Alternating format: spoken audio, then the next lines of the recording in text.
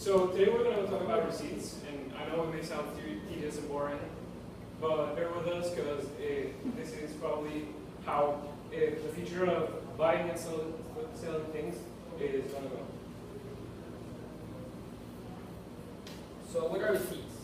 Have you ever gone to a store, looked for something, went to the cashier, paid, and received a small paper, or sometimes a very large one and wondered, what is it? Well, this is a receipt. A receipt is a printed copy that documents a certain payment or transaction being completed. So why do we need them? We need them for warranty purposes and federal purposes.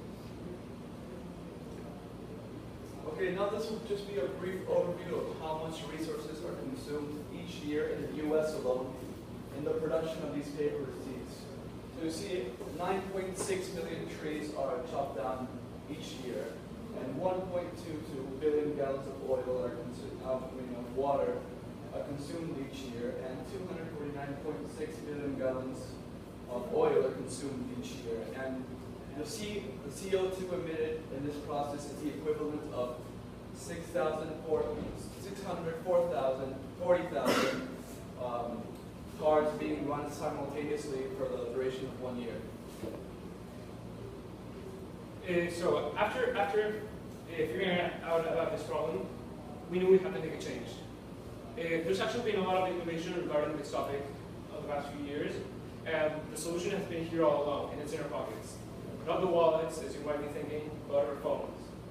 Apps have been devised which help you buy and sell through things with just the tap of a phone in whatever store you want.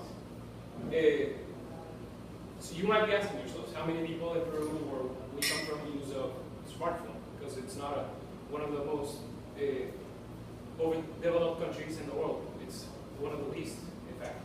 So it's actually not that low, as one in every 3 people in Peru have a smartphone.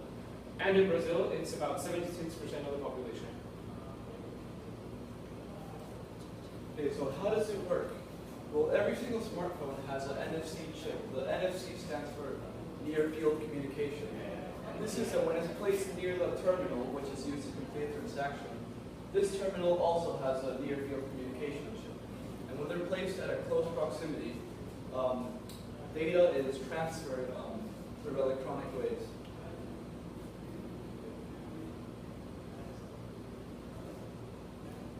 Okay, now it's replacing the wallet. Sometimes when people are going to the supermarket or trying to purchase a good, they're trying to get out cash or their credit cards really quickly, but it takes a long time to complete this transaction. So electronic payment provides a quicker alternative. And this is that by just a couple of clicks, entering the application, and then putting it next to the terminal, the transaction is complete. After analyzing, we narrowed the research down to 3 options. These programs had to excel in the following categories.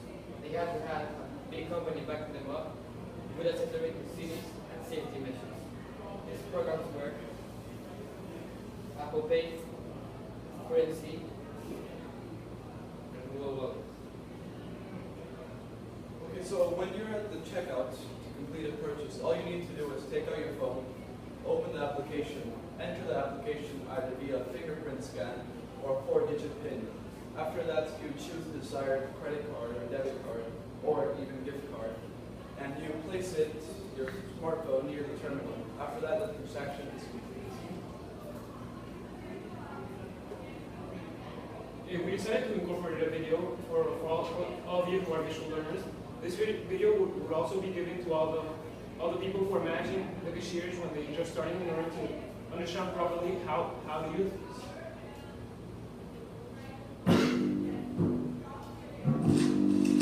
This is a wallet.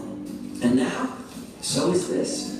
Introducing Google Wallet, a mobile app that lets customers store their credit cards, loyalty cards, gift cards, and coupons all on their phones.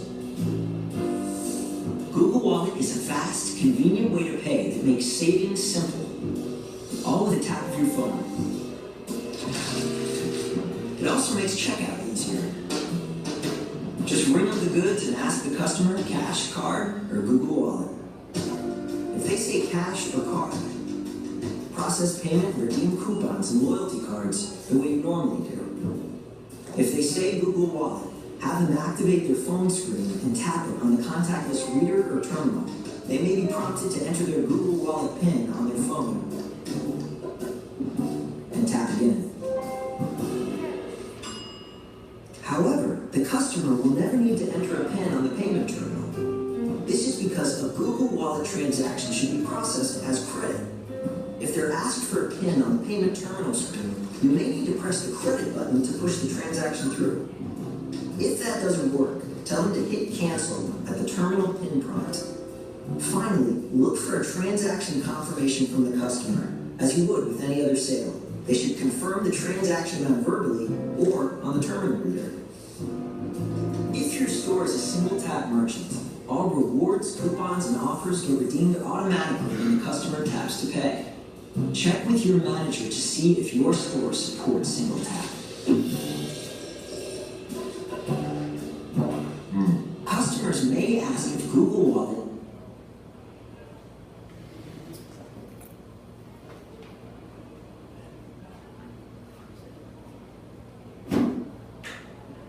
so this is our program we're going to explain later. So safety. We decided one of the main concerns was safety. And we decided to explain which methods to use in order to prevent any type of credit card fraud or inconvenience in general. So I want you to realize each time you pay at a store, your credit card numbers are visible for others. This doesn't happen with Apple Pay, which is a first for our mobile company. What Apple does is it encrypts your credit card inside your device, and you're given a unique device number, so your real credit card numbers are never visible for others. Then Apple organizes your payments, but the information is never remembered by Apple. Finally, if you ever lose your device, you can stop all payments coming from this device with one simple link.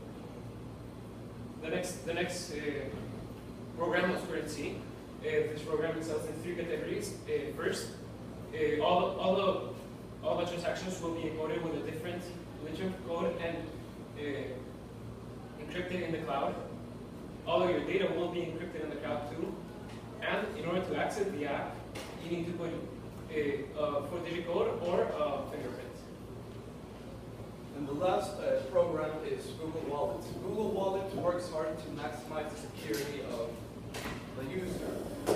By doing this, they do this through different ways, such as they're constantly checking for credit card fraud, and in the event that a credit card theft does occur, Google has said that it will cover all damages 100%. When completing a transaction in this app, you will be required to put a 4-digit PIN, and after every single transaction, you will get a notification of confirmation via email. In the event that you lose your phone, you can turn off your accounts temporarily or permanently in the Google Wallet webpage. So what are the benefits of electronic payments?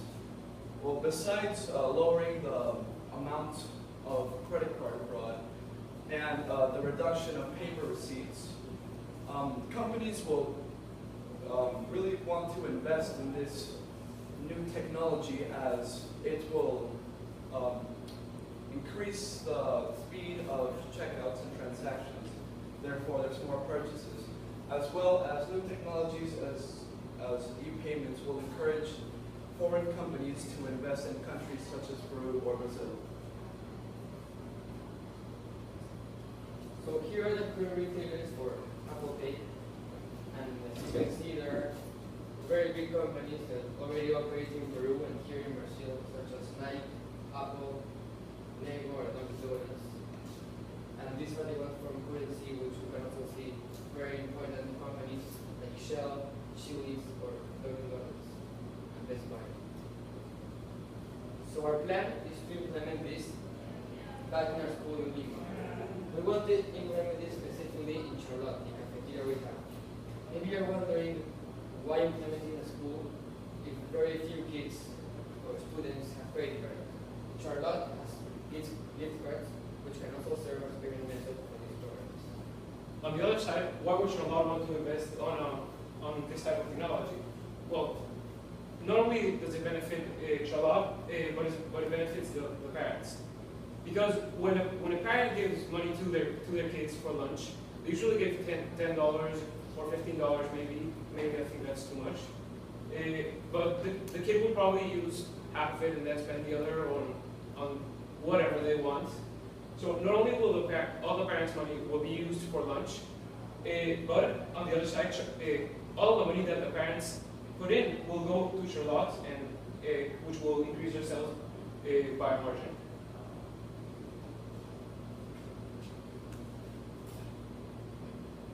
So, as we have stated before, we've already talked to Charlotte, and our next step was talking to Starbucks.